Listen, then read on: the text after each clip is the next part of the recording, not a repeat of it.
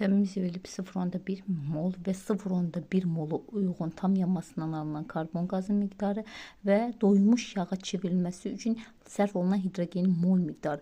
0,1 mollansa, əgər 1 mola uyğun olsa nə qədər olacaq? 57. Burada da olacaq 5 mol. 5 mol H2 nə qədər deməkdir? 5 mol H2 10 hidrogen deməkdir, eləmi? 10 hidrogen. Deməli, bunu tamamlamaq üçün bizə 10 hidrogen atomu lazımdır. 57 dənə karbon atomu alınacaq və karbon qazı alınacaq və turşu nədən ibarətdir? Gliserin və bizə əgər doymuşa çevirmək üçün lazımdırsa, doymamış yağdan ibarətdir.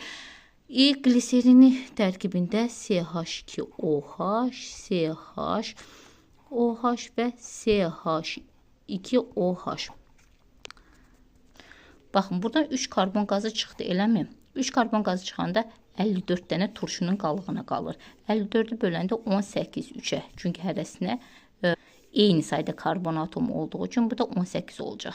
Deməli, turşumuz ibarətdir C18-dən. Yəni C17, H2, COOH.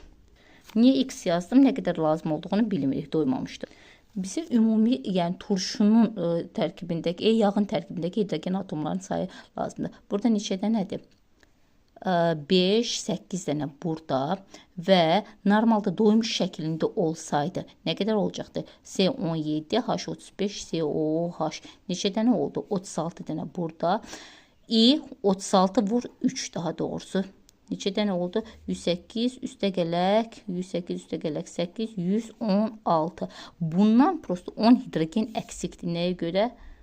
10 hidrogen əksik, çünki doymuşu çevirməli. 106.